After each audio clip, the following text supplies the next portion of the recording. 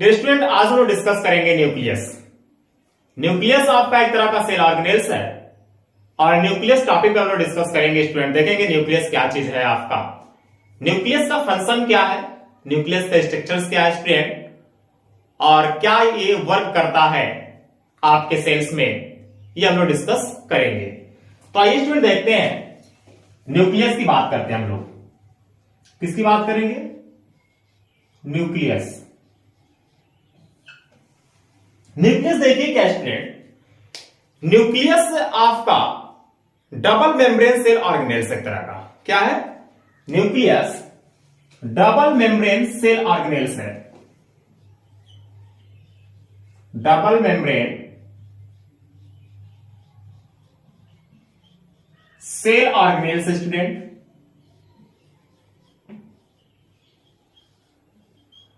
अब देखिए क्या है कि डबल मेम्ब्रेन्स की बात कर रहे हैं तो जाहिर सी बात है कि दो मेम्ब्रेन्स यहां पर पाए जाएंगे। एक जो मेम्ब्रेन्स होता है स्टूडेंट, एक मेम्ब्रेन्स को हम आउटर मेम्ब्रेन कहेंगे, एक मेम्ब्रेन्स को क्या कहेंगे? आउटर मेम्ब्रेन्स कहेंगे। एक जो मेम्ब्रेन्स स्टूडेंट, इसको हम लोग इनर मेम्ब्रेन्स कहेंगे। क्या कहेंगे? इनर मेम्ब्रेन्स कहेंगे स्टूडेंट, ठीक है। अब जरा देखिए कि जो न्यूक्लियस की बात कर रहे हैं हम लोग, तो सेकेंड पॉइंट मैं आपको बता दूं कि न्यूक्लियस क्या है स्टूडेंट, एक सेल का ब्रेन है। जिस प्रकार से आपके बॉडी पे ब्रेन है और आपकी बॉडी की हर एक एक्टिविटी को आपका ब्रेन कंट्रोल कर रहा है, रेगुलेट कर रहा है, आपके बॉडी के हर एक सिस्टम से होता चल रहे हैं प्रॉपर तरीके से, तो इसमें कहीं कहीं ब्रेन का एक रोल प्ले कर रहा है। उसी तरीके से एक सेल के अंदर स्टूडेंट, सेल के हर एक एक्टिविटी को कंट्रोल करने का काम न्यूक्लियस करता है। कौन करता है? न्यूक्लियस करता है स्टूडेंट। इसीलिए हम क्या कहते हैं, न्यूक्लियस को ब्रेन ऑफ द सेल्स कहते हैं। ये पॉइंट याद रखिए, ब्रेन ऑफ द सेल कहते हैं।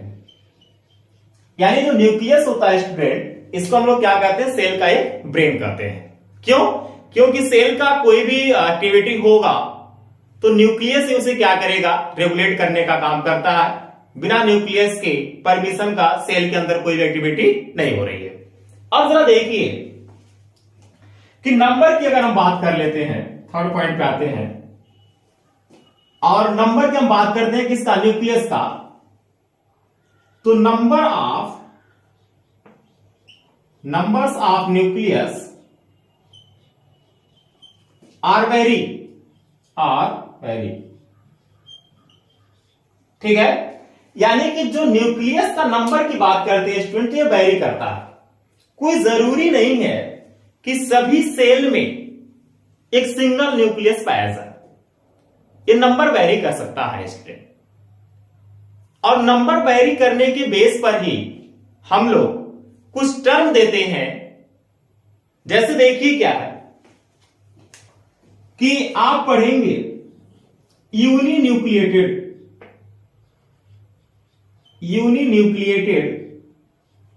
सेल। यूनिन्यूक्लिएटेड सेल्स का मतलब है स्टूडेंट, यूनि का मतलब होता है वन। क्या होता है? वन होता है। यानी कि जब क्या होगा, सिंगल न्यूक्लियस प्रेजेंट है तो उसे हम क्या कहेंगे? यूनिन्यूक्लिएटेड कहते हैं। अब मान लीजिए किसी सेल में टू न्यूक्लियस प्रेजेंट है, टू न्यूक्लियस, तो उसको हम क्या कहेंगे? Binucleated. क्या कहते हैं? बाई न्यूक्लिएटेड कहते हैं, binucleated cells. Uninucleated term मिलेगा, बाई न्यूक्लिएटेड टर्म मिलेगा। बाई का मतलब टू, यहां मेंशन किया हूं मैं, बाई का मतलब क्या? यहां पर टू है। अब मान लीजिए स्टूडेंट कि नंबर ऑफ न्यूक्लियस ज्यादा है अगर, तो उसके लिए हम टर्म यूज करते हैं मल्टी न्यूक्लिएटेड।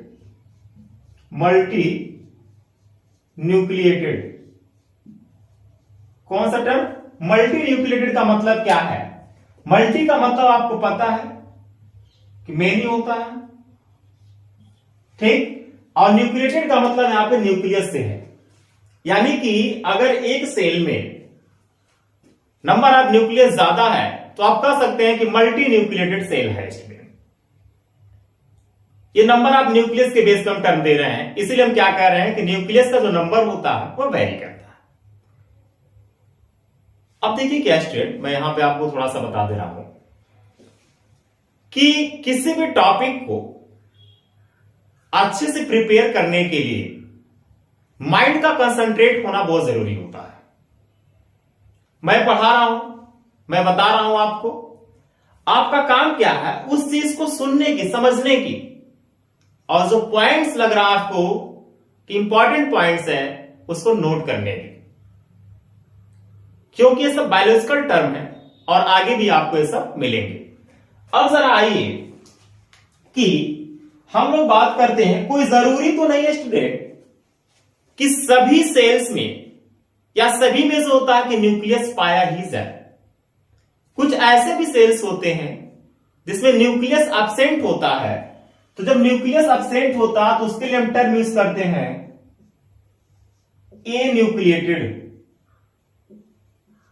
ए न्यूक्लिएटेड, ए न्यूक्लिएटेड देखिए बायोलॉजी मैंने आपको बताया था कि अगर ए आ जा रहा पहले किसी वर्ड से, इसका मतलब है स्टूडेंट कि वहां पर एब्सेंट को रिप्रेजेंट करता, मैक्सिमम यही देखा गया है। ए न्यूक्लिएटेड का मतलब है स्टूडेंट कि न्यूक्लियस क्या होता है, एब्सेंट होता है। क्या होगा? न्यूक्लियस और एब्सेंट। तो अगर न्यूक्लियस पाया जा रहा तो न्यूक्लिएटेड कहिए, सिंगल न्यूक्लियस है तो यूनिन्यूक्लिएटेड कहिए, दो न्यूक्लियस है तो बाई न्यूक्लिएटेड कहिए, ज्यादा न्यूक्लियस है तो मल्टी न्यूक्लिएटेड कहिए। ठीक है स्टूडेंट, अब जरा आइए एग्जांपल की बात करते हैं हम लोग। जैसे बाई न्यूक्लिएटेड देखिए, क्या जो बाई न्यूक्लिएटेड आप देख रहे हैं, बाई न्यूक्लिएटेड का सबसे अच्छा एग्जांपल है स्टूडेंट आपका, सबसे अच्छा एग्जांपल है पैरामीशियम। पैरामीशियम, पैरामीशियम में देखते हैं स्टूडेंट कि आपका दो न्यूक्लियस पाया जाता है। एक न्यूक्लियस होता है स्टूडेंट आपका लार्जर होता है, और एक न्यूक्लियस होता है स्टूडेंट आपका स्मॉलर होता है। यानी कि इसमें टोटल दो न्यूक्लियस पाए जाते हैं, इसीलिए हम इसको क्या कह रहे हैं, बाई न्यूक्लिएटेड सेल्स कर रहे हैं। ठीक है, यानी दो न्यूक्लियस इसमें पाया जा रहा है। अब देखिए एक्सेप्शन है कुछ आपका, इसको स्टूडेंट अच्छे से स्क्रीनशॉट ले लीजिएगा। कुछ एक्सेप्शन है, देखिए क्या एक्सेप्शन है, मैं यहां पे आपको बता दे रहा हूं।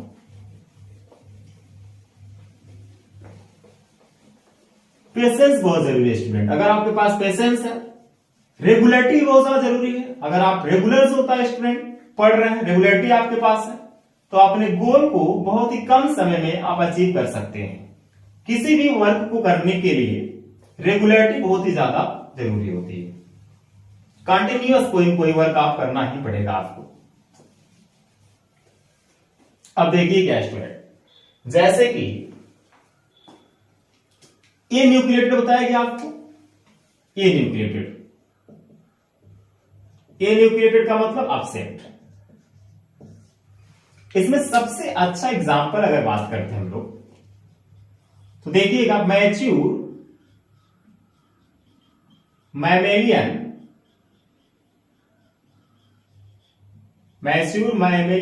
आरबीसी। यानी कि जो आरबीसी मैच्योर होता है स्टूडेंट मैमेलियंस के, उसमें न्यूक्लियस क्या होता है, एब्सेंट होता है। और ये आपको पढ़ाया भी गया है, प्रीवियस वीडियो आप अगर देखेंगे बॉडी फ्लूइड एंड सर्कुलेशन, उसमें भी आपको बताया गया है। इसमें अगर न्यूक्लियस एब्सेंट है तो इसको हम क्या टर्म देंगे, ए न्यूक्लिएटेड। क्या देंगे, ए न्यूक्लिएटेड देंगे।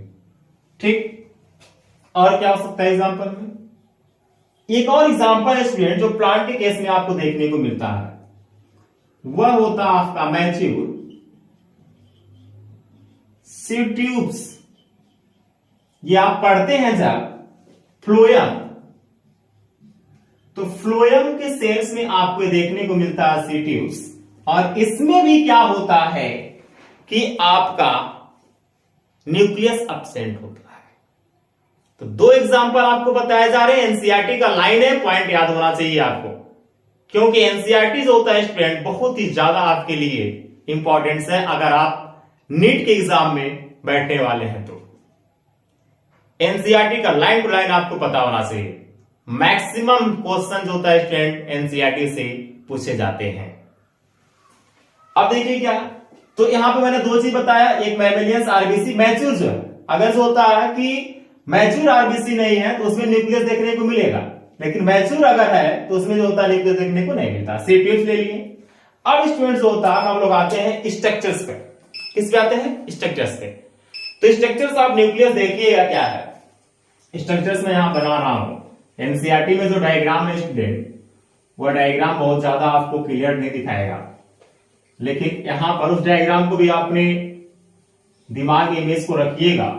और यहां पर मैं बना रहा हूं, देखिए क्या है। अभी मैं बताया हूं कि न्यूक्लियस क्या होता है, डबल मेम्ब्रेन। तो डबल मेम्ब्रेन से स्टूडेंट इस तरीके से आप न्यूक्लियस को ड्रा कर सकते हैं। ऐसे आप ड्रा करिएगा।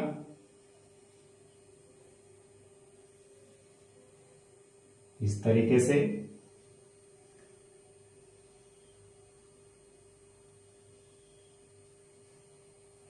ये थोड़ा सा और मैं इसको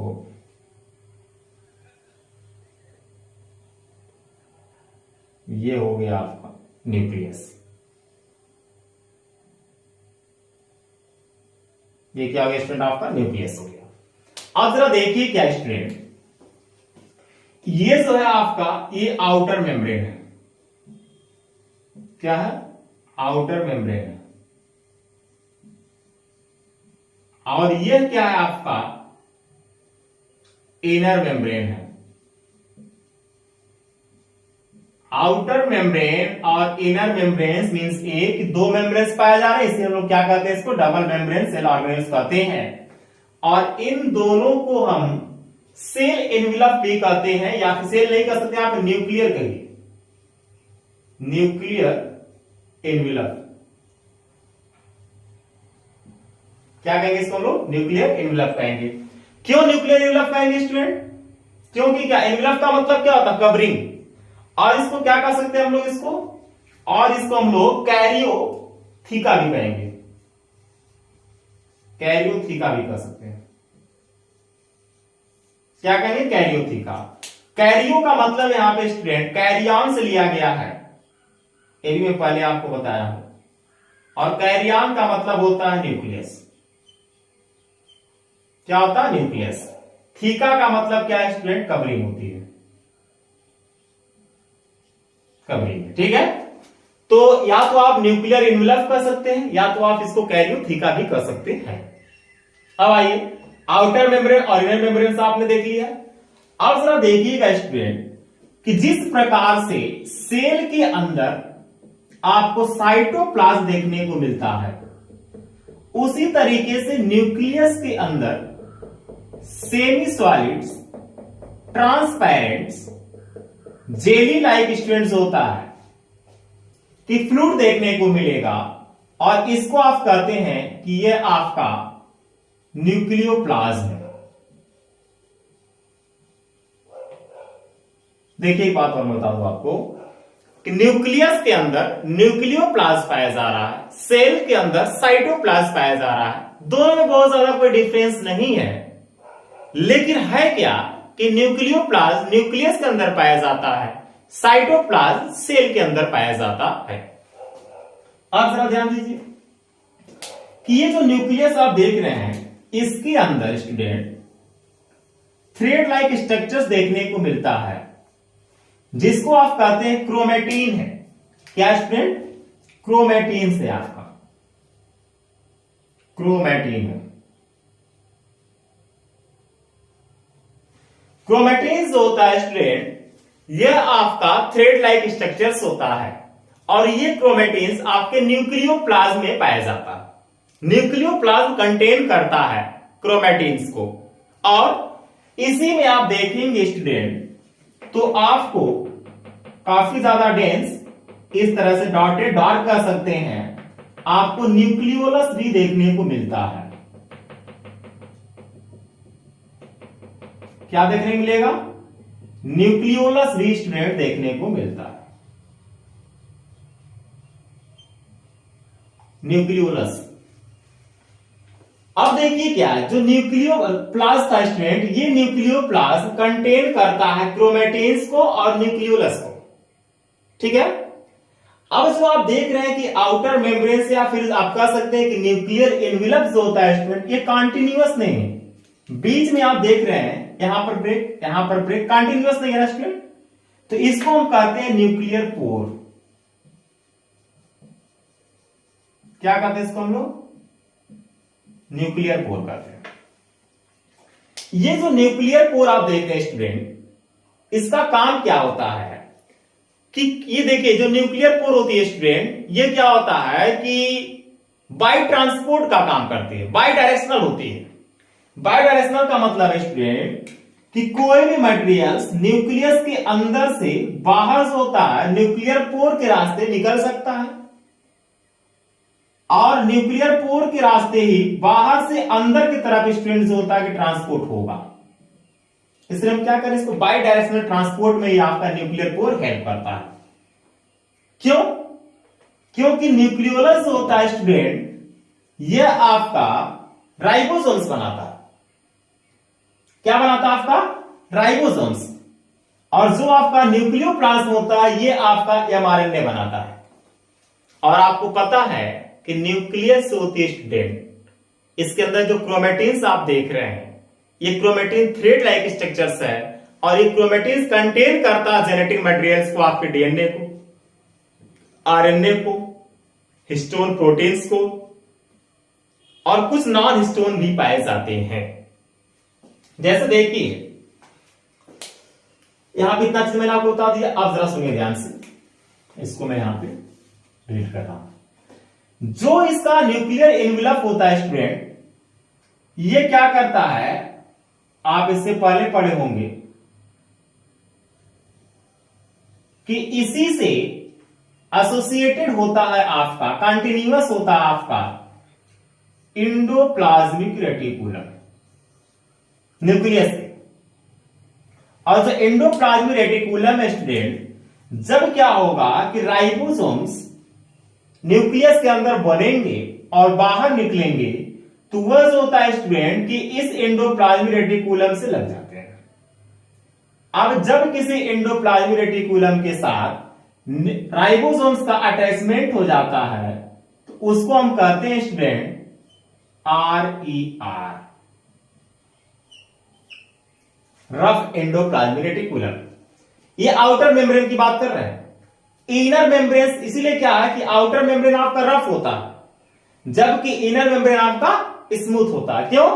क्योंकि आउटर मेम्ब्रेन से आपका राइबोसोम्स अटैच है, और राइबोसोम्स से अटैच होने के कारण जो होता है कि रफ है, इसको हम क्या कह रहे हैं, ये रफ एंडोप्लाज्मिक रेटिकुलम हो गया। ठीक है। अब जरा ध्यान दीजिएगा कि जो क्रोमैटिन्स देख रहे हैं, थ्रेड लाइक स्ट्रक्चर्स है आपका, यही क्रोमैटिन्स क्या होता है स्टूडेंट, आपका धीरे धीरे ये कंडेंस होगा। कंडेंस हो करके जो होता है स्टूडेंट, ये एक रॉड लाइक स्ट्रक्चर्स बनाता है, जिसको आप कहते हैं क्रोमोसोम कहते हैं। क्या कहते हैं? क्रोमोसोम कहते हैं स्टूडेंट। और ये रॉड लाइक स्ट्रक्चर्स तब बनेगा जब इसमें डिवीजन स्टार्ट होगा। ये जो आप देख रहे हैं, ये नॉन डिवाइडिंग है न्यूक्लियस, नॉन डिवाइडिंग। इसको और क्या कह सकते हैं हम लोग, इसको नॉन डिवाइडिंग न्यूक्लियस कह सकते हैं, नॉन डिवाइडिंग न्यूक्लियस कहेंगे।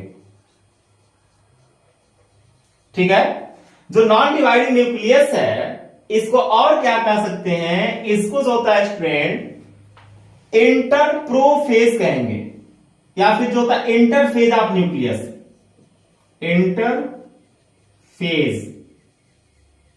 ये न्यूक्लियस का स्टूडेंट इंटरफेज होता है। अभी आगे जब आप पढ़ेंगे सेल डिविजन्स, उसमें आपको दिखाया जाएगा कि न्यूक्लियस किस तरीके से स्टूडेंट डिवाइड कर रहा है, किस तरीके से क्रोमेटिन थ्रेड्स होता है स्टूडेंट रॉड लाइक स्ट्रक्चर्स बनाते हैं जिसको आप क्रोमोसोम कहते हैं।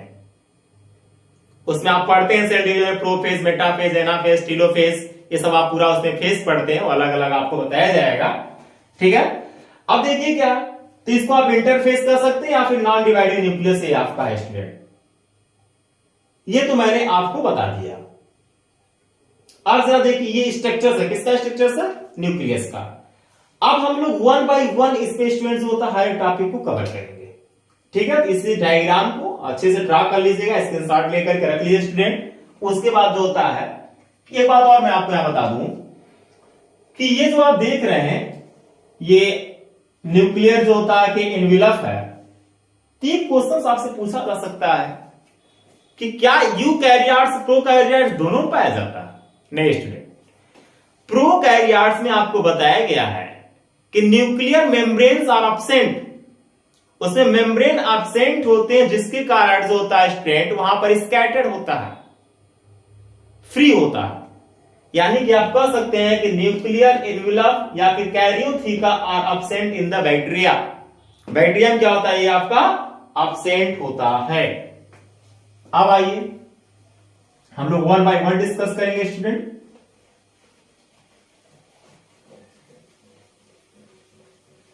न्यूक्लियस का जितना डायग्राम में आप देखे हैं इसको हम लोग पूरा डिटेल और वन बाय वन स्टडी कर रहे हैं।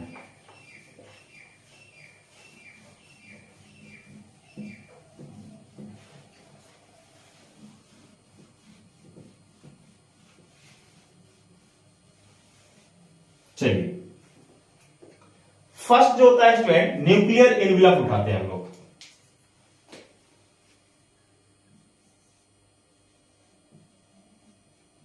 न्यूक्लियर एनवेलप उठाते हैं। ठीक है, जो न्यूक्लियर एनवेलप आप देख रहे हैं, ये न्यूक्लियर एनवेलप में आपको दो चीज बताया गया है। एक तो आपको आउटर बताया गया है और एक आपको इनर मेम्ब्रेन बताया गया है। एक क्या बताया गया? आउटर मेम्ब्रेन, और एक आपको क्या बताया गया है? Inner membrane. जो आउटर मेम्ब्रेन और इनर मेम्ब्रेन आप देख रहे हैं स्टूडेंट, तो मैंने आपको बताया क्या है कि जो आउटर मेम्ब्रेन होता है आपका ये रफ होता है। क्यों रफ हो गया यहां पे? क्योंकि इसके पास क्या होगा स्टूडेंट? राइबोसोम्स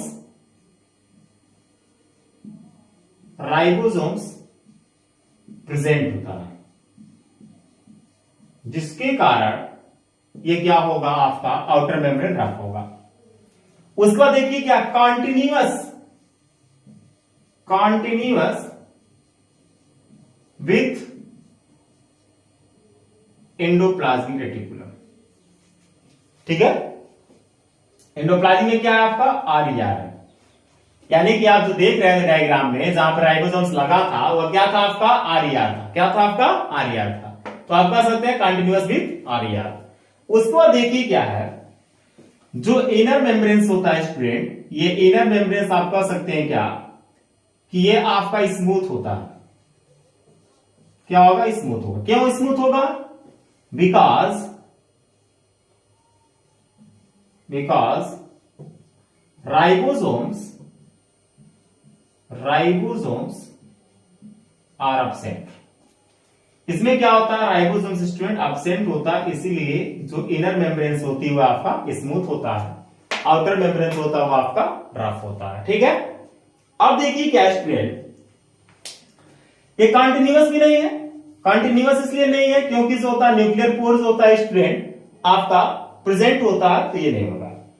उसका देखिए क्या है स्टूडेंट, यहां पे एक और पॉइंट मैं बता दूं जो आपको इससे पहले बता चुका हूं कि न्यूक्लियर पोर हेल्प करता है, हेल्प इन द ट्रांसपोर्ट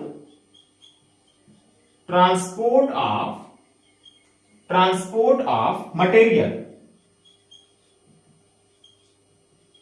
ठीक है, यानी कि मटेरियल के ट्रांसपोर्ट में भी क्या होता है स्टूडेंट, न्यूक्लियर कोर हेल्प करता है, जैसे मैंने आपको बताया इससे पहले, मैं आपको बता चुका। तो ये आपने क्या देखा, न्यूक्लियर से होता है स्टूडेंट, एनवेलप के बारे में आपको बताया गया। उसके बाद आ जाइए आप न्यूक्लियोप्लाज्म की बात कर लेते हैं। सेकंड, वन बाय वन बताया हमें, डिस्कस करेंगे। तो फर्स्ट क्या आ गया, न्यूक्लियर एनवेलप हो गया। स्क्रीनशॉट स्टूडेंट आप लेते रहिएगा, नोट्स बनाने में आपके लिए काफी ज्यादा इजी हो जाएगा। उसके बाद थोड़ा बोर्ड स्टूडेंट क्या छोटा है, इससे थोड़ा प्रॉब्लम क्रिएट होती है, बार बार इरेज करना पड़ता है मुझे। टेंशन मत लीजिए, इसकी व्यवस्था में लगा हूं, और जल्द से जल्द जो होता है कि हम लोग डिजिटल बोर्ड पे आने की संभावना है। अब देखिए क्या स्टूडेंट, सेकेंड जो आप देख रहे हैं, ये क्या आपका न्यूक्लियोप्लाज्म है। क्या है, न्यूक्लियोप्लाज्म। न्यूक्लियोप्लाज्म क्या क्या कंटेन करता है स्टूडेंट, मैंने आपको बताया कि न्यूक्लियोप्लाज्म कंटेन करता है आपका, कंटेन क्रोमेटिन्स, जो कि थ्रेड लाइक स्ट्रक्चर था, प्लस न्यूक्लियोलस,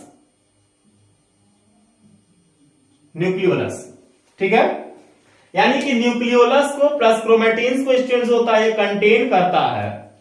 और ये कैसा होता है स्टूडेंट, न्यूक्लियोप्लाज्म आपका ट्रांसपेरेंट होगा।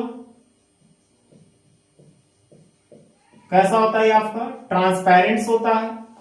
उसके बाद और क्या कर सकते हैं, आपका सेमी सॉलिड होगा, जेली लाइक, जो जेल आप जो होता है जैम जैसे आप ब्रेड लगा के खाते हैं, जेली लाइक होगा आपका, सेमी सॉलिड कर सकते हैं।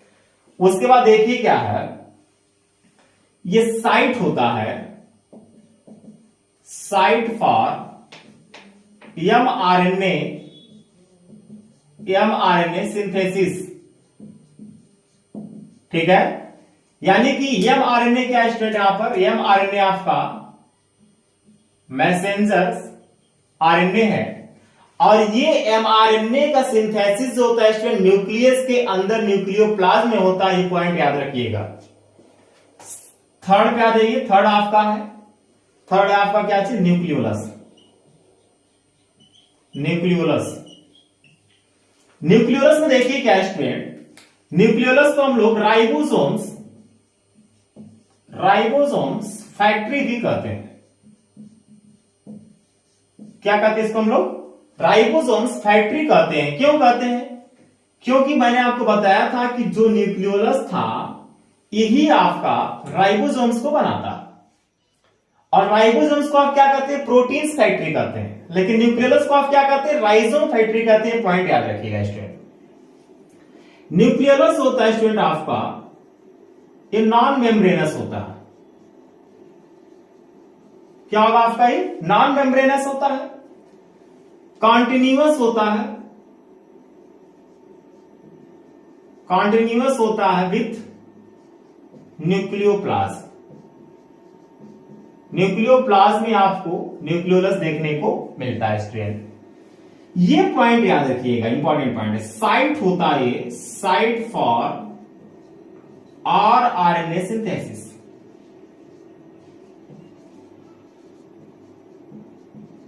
आरएनए सिंथेसिस का मतलब है स्टूडेंट, आरएनए क्या है, इसको हम लोग राइबोसोमल आरएनए कहते हैं, राइबोसोमल आरएनए कहते हैं।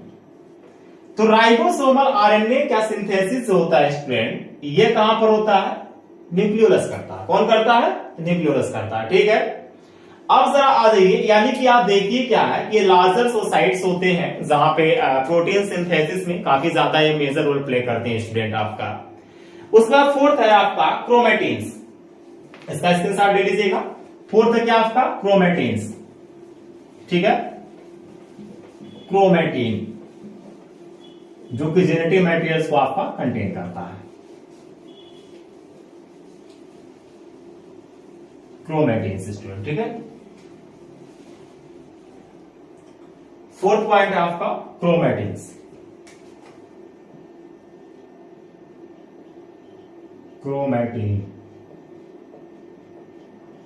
क्रोमेटिन देखिए क्या, क्रोमेटिन्स जो आप देखते हैं स्टूडेंट, ये क्रोमेटिन्स आपका थ्रेड लाइक स्ट्रक्चर्स है जो कि न्यूक्लियोप्लास्ट कंटेन किया हुआ है, और ये क्रोमा टर्म से लिया गया। क्रोमा का मतलब स्टूडेंट कहीं कहीं हम स्टेन की बात करते हैं, कलर की बात करते हैं, तो ये कलर के बेस पर यानी कि स्टेन के एबिलिटी के बेस पर स्टूडेंट जो है आपका, इसको हम क्रोमेटिन्स कह रहे हैं। और देखिएगा उसी स्टेन के बेस पर इसका क्रोमेटिन नेम भी रखा गया है। दो हमारे पास केमिकल है, एक है एस्टाकार्बिन, एस्टाकार्बिन जो कि आप प्रैक्टिकल करते हैं तो उसमें आप यूज करते हैं सेल डिविजन में एस्टाकार्बिन। दूसरा जो केमिकल है स्टूडेंट उसको हम क्या कहते हैं, फ्लोरेसेंट स्टेन कहते हैं, स्टेन कहते हैं। ये दोनों स्टेनिंग के लिए यूज करते हैं। स्टेनिंग का मतलब है कि कलर करने के लिए हम यूज करते हैं, जिससे क्या होता है क्रोमेटिन थ्रेड्स होता है स्टूडेंट आपको दिखाई देता है। अब देखिए जो क्रोमेटिन्स होते हैं, chromatins are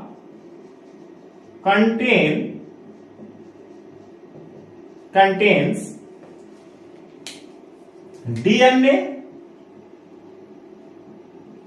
RNA plus histone proteins,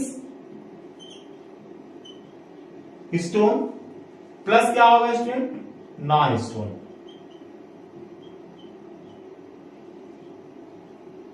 non histone यानी कि स्टूडेंट जो आप देखिए जो क्रोमेटिन्स की हम बात कर रहे थे, जैसे थ्रेड लाइक स्ट्रक्चर्स आपको देखने को मिल रहा था, और यही जब कंडेंस होता है तो आपका क्रोमोसोम्स का स्ट्रक्चर स्ट्राइड शेप में बनाता है स्टूडेंट।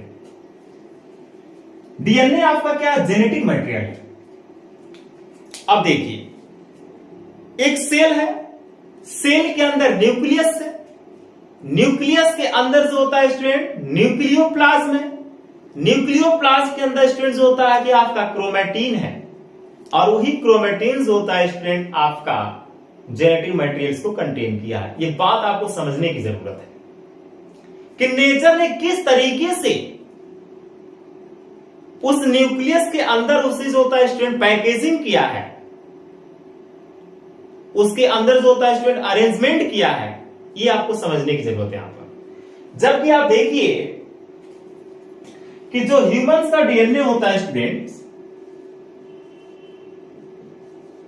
ह्यूमंस डीएनए अगर इसके साइज की बात करेंगे जो क्लास 12 में आप पढ़ते हैं 2.2 मीटर्स, जबकि अगर जो होता है स्टूडेंट आप न्यूक्लियस की बात करते हैं तो 10⁻⁻⁶ मीटर। अब सोचिए कि ये जो आप 2.2 आप देख रहे हैं ना, ये इसकी इतनी लेंथ है, और न्यूक्लियस के अंदर उसको क्या किया गया है, पैकेजिंग किया गया है। तो पैकेजिंग में सबसे ज्यादा जो रोल प्ले करता है हिस्टोन प्ले करता है। कौन प्ले करता है आपका, हिस्टोन प्रोटीन्स। यानी आप कह सकते हैं कि हिस्टोन प्रोटीन्स या histones are help in the packaging of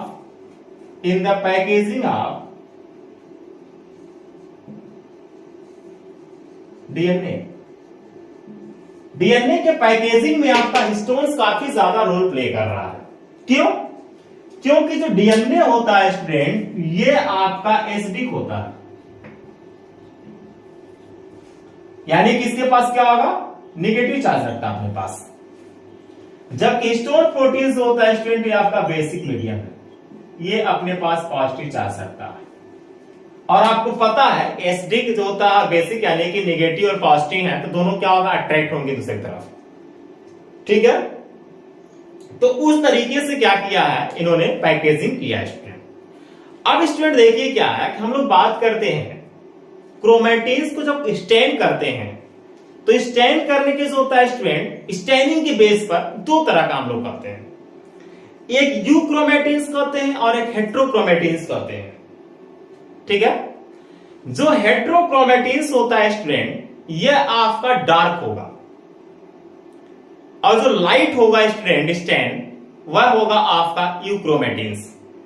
तो हेट्रोक्रोमेटिन्स और यूक्रोमेटिन्स आपको देखने को मिलता है स्टेनिंग के बेस पर। जैसे क्या है कि जब आप कंडेंस करेंगे तो आप देखिए इस तरीके से, ऐसे अगर आपका क्रोमोसोम्स है तो इसी क्रोमोसोम्स में कहीं स्टेनिंग आपका जो होता है स्टूडेंट डार्क आएगा, कहीं स्टूडेंट जो होता है स्टेनिंग आपका लाइट आएगा। तो डार्क आएगा स्टूडेंट, लाइट आएगा, इसके बेस पर जो होता है हम लोग हेट्रोक्रोमेटिन्स और यूक्रोमेटिन्स पाते हैं। तो क्रोमेटिन्स जहां से स्टार्ट होगा स्टूडेंट, यानी कि अब क्रोमोसोम्स में हम लोग एंट्री कर रहे हैं। तो नेक्स्ट वीडियो जो होता है स्टूडेंट में रहेगा क्रोमोसोम्स पर। क्रोमोसोम्स क्या होते हैं, क्रोमोसोम्स का टाइप कितना होता है, सेंट्रोमियर्स के बेस पर क्रोमोसोम्स के कैसे शेप बदलते रहते हैं, ये सब स्टूडेंट मैं आपको बताऊंगा। यहां तक न्यूक्लियस मैंने आपका टोटल जो होता है स्टूडेंट कवर कर दिया। एनसीईआरटी के बेस से लेकर के स्टूडेंट जो होता है कि आपके नीट लेवल तक जो होता है कि टच किया गया है। अगर इसके बाद भी अगर आपको लगता है कोई डाउट है, कोई क्वेश्चन है आपके माइंड में, या कोई टॉपिक छूट गया है मुझसे, तो स्टूडेंट आप कमेंट करके मुझसे बता सकते हैं, ठीक है। बाकी कोशिश करिए स्टूडेंट कि अपने दोस्तों को, अपने फ्रेंड सर्किल में चैनल को जो होता है स्टूडेंट शेयर कीजिए, लिंक को शेयर कीजिए, ताकि वो भी जो होता है स्टूडेंट इस चीज को जाने समझे, ठीक है student. It's okay, thank you so much.